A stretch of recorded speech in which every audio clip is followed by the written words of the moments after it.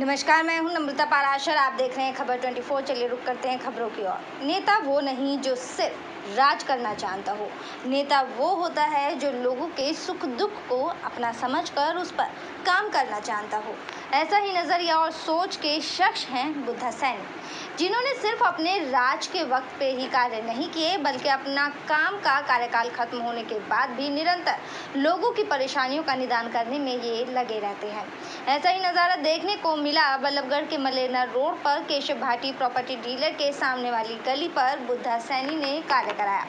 लोगों की परेशानी को देखते हुए बुद्धा सैनी ने इस गली पर कार्य कराया। बता दें कि इस इलाके के लोग सड़क की खस्ता हालत होने के चलते काफ़ी परेशान थे।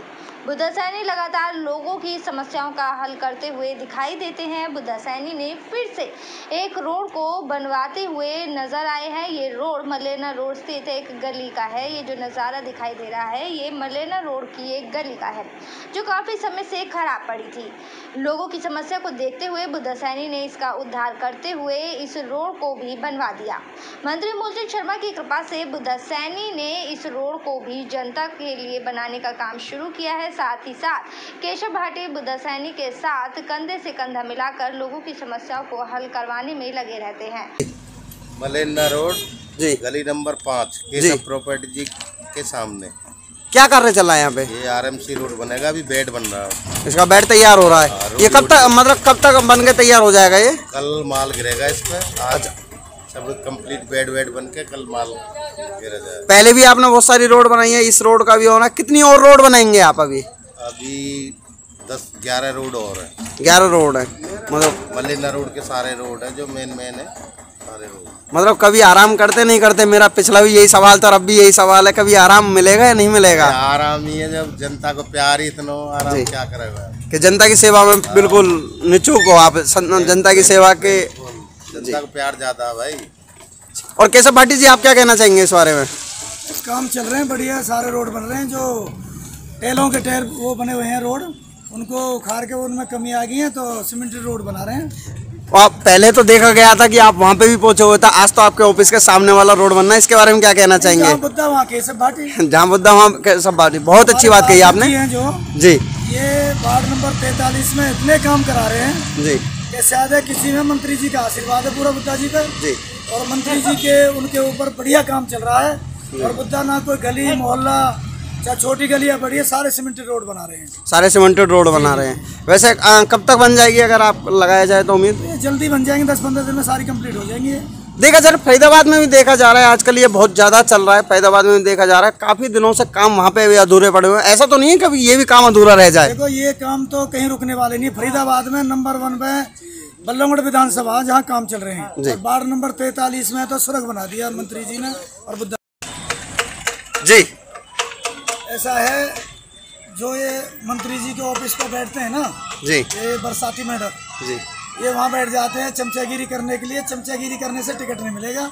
जो काम करेगा जी, मेहनत करेगा उसको टिकट मिलेगी। मंत्री जी को बता के भाई कौन मेहनत कर रहा कौन नहीं कर रहा।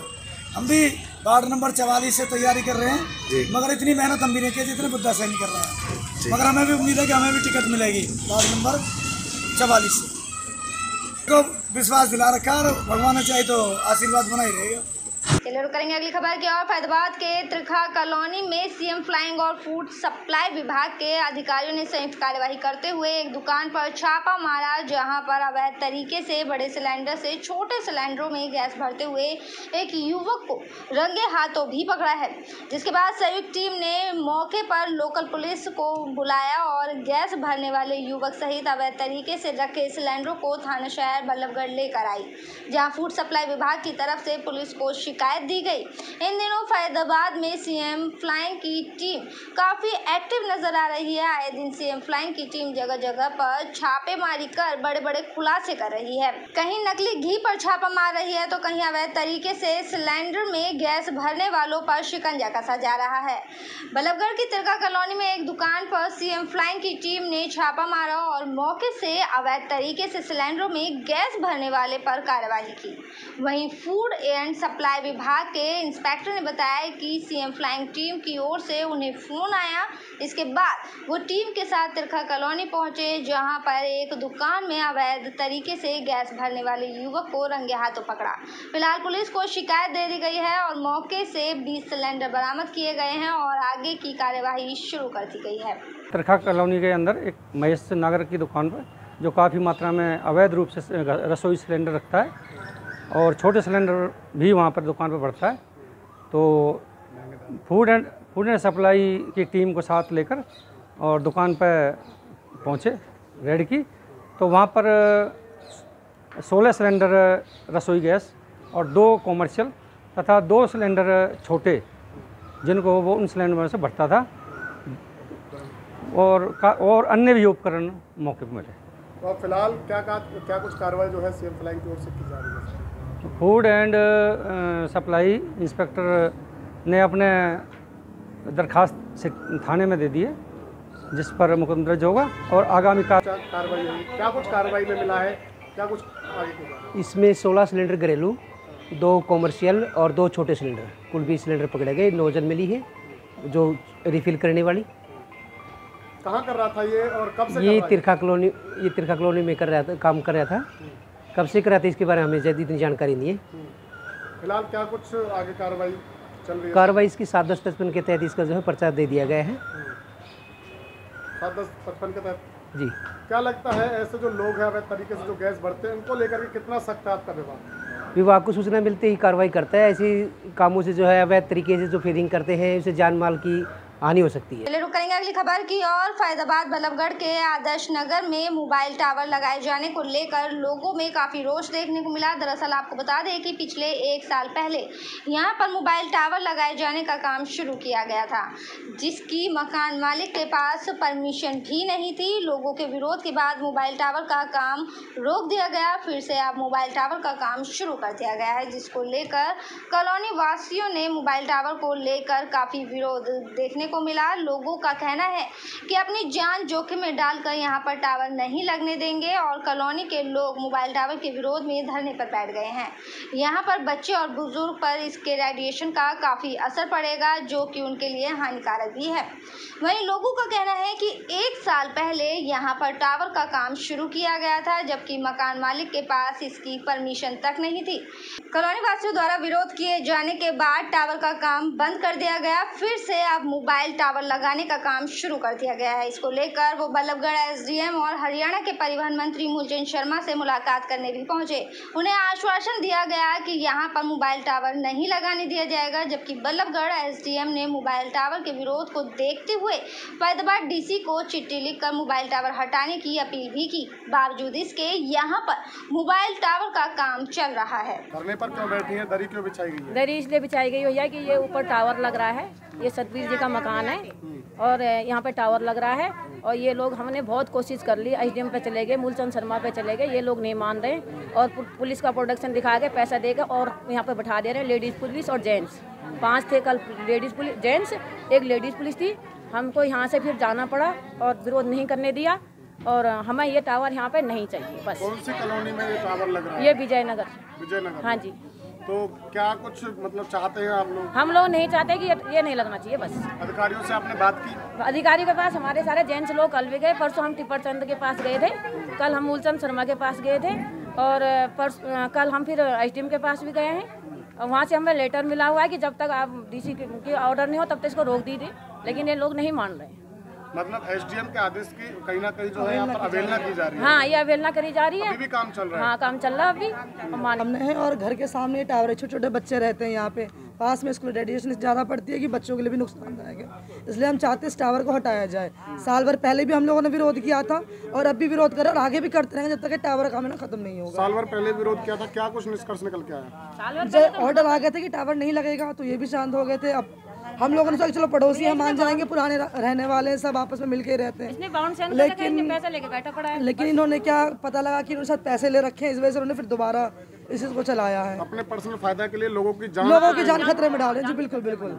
एसडीएम के पास गए, आप मंत्री जी के पास गए, क्या कुछ आश्वासन मिला? एसडीएम साहब ने कल फोन करवाया था शाम को इनके पास कि जो काम रुकवाओ, पुलिस थाने में करवाया, लेकिन परसों एसएचओ साहब आ गए जी प्रोटेक्शन देने इनको, लेकिन कल वो नहीं आए काम रुकवाने, जबकि उन्हें कल आना चाहिए था काम रुकवाने। उन्होंने कहा जी हम तुम्हारी जनता की सेवक है, तो अब जनता की सेवक कहाँ गए जब वहाँ से फोन आया था? तो एसडीएम साहब का फोन आया जब भी एसएचओ साहब नहीं आए थे, और परसों जब हम विरोध कर रहे थे तब इनको प्रोटेक्शन देने एसएचओ साहब आ गए थे। चलिए बढ़ेंगे अगली खबर की ओर। सेहतपुर के वार्ड नंबर 25 के चेतन मार्केट में पानी की पाइपलाइन डालने के लिए खोदे गए गड्ढे में 10 साल का बच्चा गिर गया। बच्चा सड़क पर रास्ता न होने की वजह से साइड होकर निकल रहा था। इसी दौरान बच्चे का पैर फिसलने की वजह से बच्चा गड्ढे में जा गिरा। गड्ढे में गिरने की वजह से बच्चे को चोटें आई। बता दें कि आसपास के लोगों ने सीढ़ी लगाकर बच्चे को बाहर निकाला, पर गौर करने की बात यह है कि पानी की पाइपलाइन के लिए खोदे गए गड्ढे के आसपास सेफ्टी के लिए कोई भी इंतजाम नहीं किए गए थे और ना ही कोई साइन बोर्ड लगाया गया था, जिसके चलते ये स्कूली बच्चा इस गहरे गड्ढे में जा गिरा। लेकिन ऐसे लोगों पर और ऐसे ठेकेदारों पर आखिर कोई कार्यवाही क्यों नहीं की जाती? बता दें कि फरीदाबाद में मात्र 20 दिन में ऐसी छठी घटना सामने आई है। इसके बाद भी प्रशासन इस ओर कोई खास ध्यान नहीं दे रहा। शायद विभाग ऐसे गड्ढे खोदकर किसी बड़े हादसे को होने का इंतजार कर रहा है। आज मैं फिर एक मुद्दे को लेकर सामने आ गया हूँ। पिछले कई दिनों से देखा जा रहा है कि गड्ढों में लोग गिरते जा रहे हैं, सड़कों से लोग परेशान हो गए हैं। कहीं ना कहीं इसको नगर निगम की खामियां बताएं या लोगों की परेशानियों को देखते हुए लोग बहुत दूर से रास्ता होकर घूम के जाना पड़ रहा है उनको। जो मात्र 1 किलोमीटर में रास्ता तय करा जाता था, अब कम से कम 5-5 किलोमीटर दूर तक जाना पड़ रहा है। उसी को लेकर आज एक फरीदाबाद में एक बहुत बड़ा हादसा होते होते टल गया, जहाँ 10 साल का बच्चा करीबन 12 फुट गड्ढे में जा गिरा। जी मैं बता दूं, ये नगर निगम ने पाइपलाइन को डालने के लिए गड्ढा खोदा गया था। उस गड्ढे में साइड में कोई रास्ता ना होने के कारण साइड से उसका पांव फिसल गया। फिसलने के कारण वो गड्ढे में जा गया। जानमाल की कोई हानि नहीं हुई। अभी बच्चा सेफ है। बच्चे को सिटी के द्वारा बाहर निकाल लिया गया है। और मैं बता दूं कि वहाँ पर नगर निगम का कोई भी आदमी मौजूद ना होने के कारण, ठेकेदार भी मौजूद ना होने के कारण सुरक्षा को लेके कहीं ना कहीं फरीदाबाद अब कटघरे में सामने नजर आ रही है। मैं बता दूं आपको, जिस तरीके से ये बच्चा गिरा है कि कहीं ना कहीं इसके जान को भी खतरा हो सकता था, मगर हालांकि वहाँ के आसपास के जो लोग हैं उन्होंने उसकी मदद करके उसको बाहर निकाल दिया। बच्चा अभी सेफ है, मगर कहीं ना कहीं नगर निगम की इसमें खामियां दिखाई दे रही है, जिससे कि ना तो कोई सुरक्षा के इंतजाम करे जा रहे हैं वहाँ पर, ना ही जनता को सहूलियत दी जा रही है कि वह किस तरीके से निकले। साइडों के जो रास्ते हैं वो पूरे बंद है। बच्चों के एग्जाम चल रहे हैं, बच्चों की पढ़ाई चल रही है। छोटे छोटे बच्चे हैं, उनको ये नहीं पता कि यहाँ पे गड्ढा कितना गहरा है। और ऐसे हादसे रोज ना रोज फरीदाबाद में देखने को मिल रहा है। चलिए बढ़ेंगे अगली खबर की ओर। सेक्टर 2 में एक नवनिर्माणाधीन भवन की 8वीं मंजिल से गिरकर मजदूर की मौत हो गई। ये मजदूर 8वीं मंजिल पर सरिया लगा रहा था। पुलिस मौके पर पहुंची और पुलिस ने मृतक के परिजनों को घटना के बारे में भी जानकारी दी। पुलिस के मुताबिक यदि परिजन की तरफ से कोई शिकायत मिलेगी तो ठेकेदार के खिलाफ मुकदमा दर्ज किया जाएगा। आपको बता दें कि बिहार के कटिहार क्षेत्र का रहने वाला मोहम्मद अतीक सेक्टर 2 में एक नवनिर्माण बिल्डिंग पर काम कर रहा था। अचानक उसका संतुलन बिगड़ा और वो नीचे गिरकर काल का ग्रास बन गया। मौके पर पहुंचे अग्रसेन पुलिस चौकी इंचार्ज राजेंद्र सिंह की माने तो पुलिस जांच कर रही है। ये मामला लापरवाही का है। परिवार को सूचित कर दिया गया है और परिवार की शिकायत मिलने के बाद पुलिस ठेकेदार के खिलाफ मुकदमा दर्ज करेगी। उसका नाम दिलसाद है। वो सरिया बांधने का काम करता था और साथ में हम लोग भी काम करते थे। तो हम अभी दूसरे साइड में काम करते हैं, वो ये साइड में काम करता था। वो 8 बजे काम पे चढ़ा, 8:45 बजे वो पैर फिसल के गिर गया नम्बे सिलाब से। वो स्पॉट डेट कर गया है। और कंपनी से बात हुई मेरा कि इसका परिवार को कुछ मुआवजा मिलना चाहिए। ठीक है, तो कंपनी ने मुआवजा देने के लिए तैयार हो गया है। अभी कंपनी आया नहीं है, कोई बाहर चला गया है। और बाकी अब ये डेड बॉडी उसका घर भेजना है। कोई सिक्योरिटी के प्रबंध थे यहाँ पर? किस तरह से गिरा, क्या हादसा था? सिक्योरिटी इसकी मैं सिक्योरिटी ये है कि ये छोटा बिल्डिंग है, इसमें सिक्योरिटी का कम मतलब ये होता है। जो बड़ा जो 25 मंजिल 22 मंजिल 30 मंजिल में, उसमें सिक्योरिटी थोड़ा ज़्यादा होता है, जैसा मतलब बाहर तरफ जाल देता है और मतलब चौं तरफ से घेराव होता है। और ये प्लेट वाला सेटरिंग में थोड़ा सिको ये कम होता है। और जो मैं थे दिलशाद के साथ कितने लोग ऊपर थे छत पर? 3 लोग ऊपर थे। अगर सिक्योरिटी होती तो आज आपका जो जानकार है ये बच सकता था। किसकी लापरवाही है ये? जी, ये तो हो जाता है कभी कभी, अगर मौत है तो ये तो टाल नहीं सकते, लेकिन ये होता है कि जाल होना चाहिए, सुरक्षा होनी चाहिए, सुरक्षा होनी चाहिए। ऐसे तो कंपनी हेलमेट देता है, लेकिन हेलमेट से मतलब कुछ नहीं होता है, इसमें बाहर का सुरक्षा होना चाहिए। जैसा बिल्डिंग का बाहर होता है उसमें सुरक्षा। जी, यहाँ पे कोई सेफ्टी नहीं है। कई बार हम लोग भी कंप्लेंट कर चुके हैं मजदूर के लिए। इन्होंने जो यहाँ का बिल्डर है उसने कोई सेफ्टी नहीं करी हुई है। मैं सामने रहती हूँ, कई बार लोग गिरे हैं, बच जाते हैं, लेकिन अब की बार इस बेचारे की मौत आ रही थी और ये आज ख़त्म हो गया। ऊपर से 9वीं मंजिल से गिर गया। पहले से ये विंडो लगाई हुई है और कि यहाँ पे मजदूर की कोई सेफ्टी नहीं है। जाल वगैरह का प्रबंध? कोई जाल का प्रबंध नहीं है। अंदर से यहाँ से एक मशीन सामान उठाते हैं, खाली तार पे उसको पकड़ते हैं ऐसे। मेरे पास सारे फोटो है, मैं आपको दे दूँगी, जो डेली एक गलत काम करते हैं यहाँ पे। क्या चाहते हैं आप? हम चाहते हैं कि उन ठेकेदार के खिलाफ, बिल्डर के खिलाफ, उनके खिलाफ सख्त। टूटी सड़कें, खुले गड्ढे और खुले हुए मैनहोल अक्सर हादसों को न्योता देते हैं। ऐसा ही एक नज़ारा दिल्ली से सटे फरीदाबाद में भी देखने को मिला। दिल्ली से सटे फरीदाबाद के NIT 5 नंबर में गली में खुले गटर के मैनहोल के चलते एक बच्चा उसमें अचानक से जा गिरा। लेकिन गनीमत ये रही कि गली से गुजर रहे एक बाइक सवार शख्स ने बच्चे की आवाज़ सुन ली और बच्चे को गटर से समय रहते बाहर निकाल लिया, अन्यथा बच्चे की जान जा सकती थी। अब बच्चे के परिजन बच्चे की जान बचाने वाले युवक को भगवान का दर्जा दे रहे हैं। एक बच्चा गली पार कर रहा था, लेकिन बच्चे का ध्यान खुले मैनहोल की तरफ नहीं गया और बच्चा अचानक से गटर में गिर गया। बच्चे की चीख पुकार सुनकर पड़ोस की ही रहने वाली एक महिला ने अपने मकान की पहली मंजिल से बच्चे को गटर में गिरा हुआ देख लिया और छत से ही आवाज़ लगानी शुरू कर दी। तभी बाइक पर सवार एक शख्स ने महिला की आवाज़ सुनी और बाइक सुनते ही वो वहां पर रुका और गटर से बच्चे की आवाज़ आ रही थी, जिसके बाद उसने बच्चे को गटर से बाहर निकाला। तो मैंने अपनी बाइक खड़ी करी, फटाफट मैं अंदर नीचे तक घुसा, बच्चे ने हाथ ऊपर किया और मैंने उसको खींच के बाहर निकाला गटर में अंदर तक। काफ़ी वो तो गिर चुका था अंदर पूरा। तो उसमें बच्चे की हालत क्या देखी आपने? उसमें बच्चे की हालत ये देखिए, अगर क्या बोलते हैं ना, बच्चा काफ़ी घबराया हुआ था, चीखे मार रहा था, डरा हुआ था, और अगर थोड़ी देर और ना होती तो कुछ ना कुछ। कीचड़ में पूरा भरा हुआ है ये सर कीचड़ में आधे से ज़्यादा भरा हुआ है, आधा था। हाँ, बच्चे का सिर्फ सिर बाहर था, बाकी सब नीचे सिर से दिखाई दिया था। हाँ, सिर से नीचे, गर्दन तक नीचे कीचड़ था। हाँ। बाकी बच्चे रोने की आवाज़ सुनी थी आप? हाँ जी, निकाल लिया बच्चे। अगर टाइम पे नहीं पहुँचते तो क्या हो सकता था? सर कुछ भी हो सकता था इसमें, तो अब ये तो मालिक ही जानता है क्या हो सकता है। मारने वाले से बचाने वाला ज़्यादा बड़ा होता है, उसी ने भेजा। बिल्कुल बच्चे को बचाया है, कितनी खुशी है, क्या फीलिंग है आपके अंदर? हाँ जी, क्या फीलिंग, क्या आपने एक जान बचाई है? अच्छा, जान बचाई है मेरे लिए तो, मैं कि बच्चे तो सबके एक जैसे ही होते हैं, भगवान का रूप होते हैं। किस्मत है, उसने बुलाया मुझे, इस काबिल समझा कि मैं ये काम कर सकूं, तो मैंने वो काम किया। मैं बाथरूम से कपड़े धो के बाहर निकली, देखे बच्चे दी रोने दी आवाज़ आ रही है, चिक्का जैसे मार रहा आया। मैं चारों तरफ ऊपर को देखने लगी, कोई दिखाई नहीं था। फिर मैं नीचे देखा तो गटर खुला होया सी ते ओदे विच गिरिया होया सी। हाँ जी, मैं देख लिया बच्चे को। हाँ जी, दिख रहा था, उसकी बाजू दिख रही थी। मैं एक मोटरसाइकिल वाला जा रहा, उसको मैं जोर से आवाज़ लगाई, भैया बच्चा गिर गया, बच्चा गिर गया। उसने सुनी नहीं। फिर मैं दोबारा आवाज़ लगाई, फिर वो एकदम से उतर के भागा हुआ। चलिए बढ़ेंगे अगली खबर की ओर। फरीदाबाद में अपराधी फिर से सक्रिय होने लगे हैं। बीती रात कुछ अज्ञात लोगों ने गांव चंदावली में मारुति ऑल्टो के टैन में पेट्रोल छिड़क कर आग लगा दी। गाड़ी में आग लगने के बाद परिजन घर से बाहर निकल कर आए और अफरा तफरी में गाड़ी की आग बुझाने लगे। कहीं ना कहीं बड़ी घटना हो सकती थी। वहीं ये पूरी घटना घर के बाहर लगे CCTV कैमरे में भी कैद हो गई है।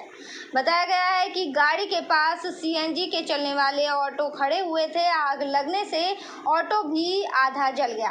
मौके पर पुलिस प्रशासन और फायर ब्रिगेड की गाड़ियां भी पहुंची और आग पर काबू पाया, वरना ऑटो में आग लगने से एक बड़ी घटना हो सकती थी। पुलिस के जांच अधिकारी ने बताया कि अभी गाड़ी मालिक की तरफ से शिकायत दर्ज नहीं कराई गई है। उन्होंने कुछ समय मांगा है। फिलहाल पुलिस सीसीटीवी से बदमाशों की तलाश कर रही है। 1-1:30 बजे के आसपास हमारे पास वीटी आई थी कि चंदावली गांव में आग लगी हुई है। तो हम तुरंत वहां पे पहुंचे। तो वहां पे एक गाड़ी में आग लगी हुई थी, तो वहां पे बुलाया हमने फायर ब्रिगेड को। वहां पे एक ऑटो भी खड़ा हुआ था, जिसमें से जो काफ़ी नज़दीक खड़ा हुआ था। हमें पता चला कि उस गाड़ी में सीएनजी भी लगी हुई, सिलेंडर लगा हुआ है। अगर वो फट जाता तो काफ़ी नुकसान हो सकता। तो हमने सबसे पहले जाके ऑटो को वहाँ से हटाया खुद जाके, और फिर हमने जैसे वहाँ से पानी का प्रबंध किया, लोगों को बुलाया और बाल्टियाँ भर के थोड़ा सा, जब तक फायर ब्रिगेड आई तब तक हमने आग को काबू में रखा, और जब फायर ब्रिगेड आई तो वो आग को काबू पा लिया गया। अभी कार्रवाई कहाँ तक पहुँच चुकी है इस? देखिए, वहाँ पर गाड़ी के मालिक भी आए थे, तो उन्होंने कुछ समय मांगा था। अभी तक हमारे पास कोई लिखित में तो शिकायत आई नहीं है। बाकी सीसीटीवी फुटेज अभी हम खंगालेंगे, देखते हैं कल्प्रिट कौन है, कानूनी कार्रवाई सख्त से सख्त करेंगे उसके ऊपर। चलिए खबरों में बात करेंगे गुरुग्राम की, और बात करेंगे गुरुग्राम में घटते जल स्तर के बारे में। धरती का जल सूखने लगा है। घटता जल स्तर आने वाले समय में गंभीर समस्या बनता जा रहा है। भूमिगत जल स्तर के गिरने की यही स्थिति रही तो धरतीवासियों को पेयजल के लिए भी तरसना पड़ सकता है। और इसी समस्या के समाधान के लिए गुरुग्राम में सिंचाई विभाग ने अटल भूजल योजना के तहत बैठक की और भू के गिरते जल स्तर को कैसे बचाया जाए, इसको लेकर योजना बनाई गई। जल है तो कल है। जी हाँ, इस जीवन के लिए जल बहुत ज़रूरी है, लेकिन अब भूमिगत जल के गिरते स्तर के कारण गुरुग्राम जिले की हालत खतरनाक बनी हुई है। गुरुग्राम में लगभग 99 गांव डार्क जोन की श्रेणी में है। यही नहीं, बाकी गांव में भी खतरा मंडराने लगा है। लेकिन इसी समस्या से निजात पाने के लिए सिंचाई विभाग गांव-गांव जाकर समस्या से रूबरू होकर उसका समाधान निकालने के लिए योजना बना रहा है। बैठक में अधिकारियों को योजना के सफल परिणाम के लिए जन भागीदारी सुनिश्चित करने के लिए ज़्यादा से ज़्यादा लोगों को जागरूक करने के निर्देश दिए। लेकिन जल को बचाने के लिए हर जिम्मेदार नागरिक को अपनी जिम्मेवारी समझनी होगी, ताकि जल को बचाया जा सके। Doctor Shiv Singh Rawat, superintending engineer, Haryana irrigation department, Gurgaon. आज का जो विषय था वो था अटल भूजल योजना, जो गुड़गांव जिले में शुरू की गई है, उसका रिव्यू मीटिंग थी। हरियाणा सरकार ने भारत सरकार के सहयोग से अटल भूजल योजना शुरू की हुई है, जो गुड़गांव जिले के 163 गाँव में चालू है, जिसमें हमारा district implementing partner Jaipur foundation है। वो गांव-गांव जाकर लोगों से मिलकर हर गांव की वाटर सिक्योरिटी प्लान बना रहे हैं। इस स्कीम में जो सबसे बड़ा उद्देश्य है वो ये है कि लोगों से मिलकर, जन भागीदारी द्वारा लोगों से मिलकर, लोगों से पूछकर उनके पानी से संबंधित जो समस्या हैं और उनका क्या समाधान हो सकता है, ऐसी स्कीमें, ऐसी वाटर सिक्योरिटी प्लान बनाने का हमारा प्रपोजल है, जिसके विषय में आज उसकी समीक्षा बैठक की गई है। हमारे जैसे हरियाणा में अगर हम गुड़गांव में बात करें तो 163 गाँव में से हमारा मार्च का टारगेट 100 के करीब था, तो हमने 101 गाँवों की वाटर सिक्योरिटी प्लान जो स्टेट लेवल का जो हमारा प्रोजेक्ट मैनेजमेंट यूनिट है उसको भेज दिया था। उसमें से 19 को अभी कल सैंक्शन होके आ गए हैं और उन पर अब अगले 2-3 महीनों में कार्य शुरू हो जाएगा और उन गाँवों की वाटर सिक्योरिटी प्लान पर काम शुरू हो जाएगा। मेरे साथ खबरों में फिलहाल इतना ही। आप बने रहे खबर 24 के साथ। फिलहाल मुझे दीजिए इजाज़त। नमस्कार।